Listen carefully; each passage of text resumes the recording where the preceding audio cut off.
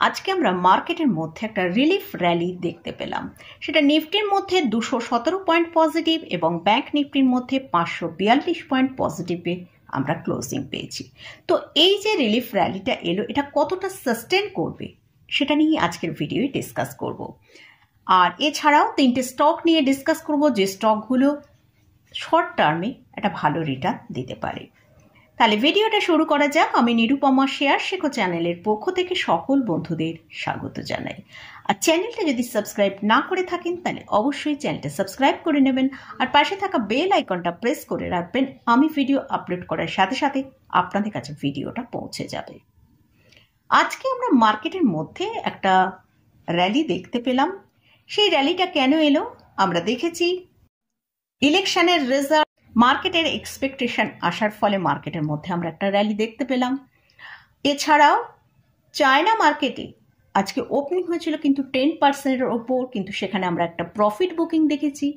তার ফলে কিন্তু আমাদের ইন্ডিয়ান মার্কেটে আমরা একটা পজিটিভ মুভ তৈরি করতে দেখলাম। এইসব কারণের জন্যই কিন্তু আমরা মার্কেটের মধ্যে আজকে একটা র্যালি দেখতাম। কিন্তু এই র্যালিটা কতটা সাস্টেন করবে? নিফটি আজকে 24,756 কাছে লো করে ওপরের দিকে 24,044 পর্যন্ত ওপরের দিকে মুভ করেছিল, আর ক্লোজিং টাইমে ক্লোজ দিয়েছে 25,000-এর ওপরে, 25,013 কাছে ক্লোজিং দিয়েছে। তো নিফটিতে এই যে র্যালিটা এসেছে ঠিক আছে, কিন্তু নিফটি যতক্ষণ না 25,150-এর ওপর ট্রেড করে ভালো ক্লোজিং দিচ্ছে ততক্ষণ কি ভালো ওপরের দিকে মুভ দিতে দেখবো না। তাই জন্য নিফটির জন্য সব থেকে যেটা ইম্পর্টেন্ট পয়েন্ট এখন, সেটা হচ্ছে নিফটি 25,150-এর ওপরে ট্রেড করে ক্লোজিং দিলে তবেই কিন্তু আমরা নিফটির মধ্যে ভালো বুলিশ মুড দেখতে পাবো। এরপরে আসছি ব্যাংক নিফটি। ব্যাংক নিফটি আজকে ক্লোজিং দিয়েছে 51,021-এ। ব্যাংক নিফটির লো যেটা করেছিল 50,466। ব্যাংক নিফটিতেও কিন্তু আমরা একটা ভালো র্যালি দেখেছি। 51,176 পর্যন্ত হাই করে ক্লোজিং টাইমে 51,021-এ ক্লোজ দিয়েছে।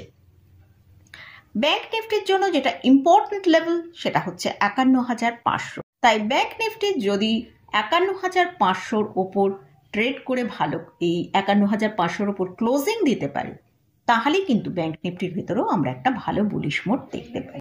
ফার্স্ট যে স্টকটা নিয়ে আলোচনা করছি সেটা হচ্ছে IRFC।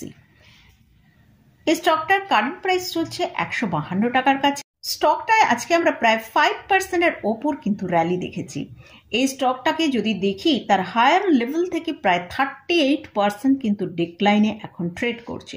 যদি কেউ লং টার্মের জন্য এই স্টককে বাছাই করে থাকেন তাহলে কিন্তু এই জায়গা থেকে আস্তে আস্তে পজিশন পোর্টফোলিও অ্যাড করতে পারেন। তো যাই হোক, আমি শর্ট টার্মের জন্য বলছি কেন এই স্টকটাকে মনে হচ্ছে স্টকটা শর্ট টার্মে একটা ভালো মুভ দেখাতে পারে। এই স্টকটার RSI ট্রেড করছে 37.84-এর কাছে। এই স্টকটা তার 200 DMR কাছাকাছি চলছে।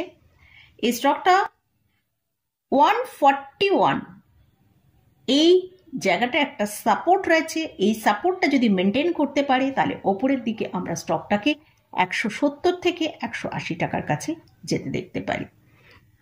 এই ভিডিওটায় 4টে স্টক নিয়ে ডিসকাস করেছিলাম, তো সেই স্টকগুলোই কিন্তু আমরা একটা ভালো মুভ আজকে দেখতে পেয়েছি। তো যদি ভিডিওটা মিস করে থাকেন তাহলে একবার ভিডিওটা দেখে নিতে পারেন। নেক্সট যে স্টকটা নিয়ে আলোচনা করছি সেটা হচ্ছে কানাড়া ব্যাংক। এই স্টকটার কারেন্ট প্রাইস চলছে 105 টাকার কাছে। এই স্টকটাও তার হায়ার লেভেল থেকে 18% ডিক্লাইনে চলছে। এটাও একটা লার্জ ক্যাপ ক্যাটাগরি স্টক। এই স্টকটাও যদি আপনারা পোর্টফোলিও অ্যাড করতে চান তাহলে অল্প অল্প করে এখান থেকে অ্যাড শুরু করতে পারেন। তো যাই হোক, এই স্টকটা শর্ট টার্মে 102 টাকা একটা স্ট্রং সাপোর্ট আছে। যদি এই 102 টাকা সাপোর্টকে মেনটেন করতে পারি তাহলে ওপরের দিকে আমরা 110 টাকা পর্যন্ত স্টকে মুভ করা দেখতে পেতে পারি।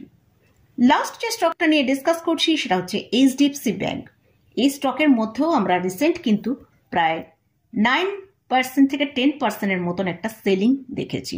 এই স্টকে আজকে আমরা যেটা দেখলাম 2%-এর ওপর একটা র্যালি দেখিয়েছে। এই স্টকে শর্ট টার্মের জন্য 1590 টাকা একটা স্ট্রং সাপোর্ট রয়েছে। এই সাপোর্টটা যদি মেনটেন করতে পারি তাহলে ওপরের দিকে আমরা 1750 টাকা পর্যন্ত ওপরের দিকে মুভ করতে দেখতে পারি। তো এই স্টকগুলো কিন্তু আমি কোনোটাই বাই রেকমেন্ডেশন করছি না, কারণ আমি আমার এই চ্যানেলে কোনো রকম বাই বা সেলের রেকমেন্ডেশন করি না। জাস্ট এটা আমার ওয়াচ লিস্টে এই স্টকগুলো রয়েছে, সেটাই আমি আপনাদের সাথে শেয়ার করলাম। যদি স্টকে বা ইন্ডেক্সে কোথাও কোনো পজিশন নেন তার আগে ভালো করে চার্ট অ্যানালিসিস করে নিয়ে তারপরেই পজিশন নেবেন। তো মোটামুটি আজকের মতন ভিডিওটা এখানেই শেষ করছি। ভিডিওটা যদি ভালো লাগে অবশ্যই লাইক করবেন, শেয়ার করবেন, সাবস্ক্রাইব করবেন। ধন্যবাদ।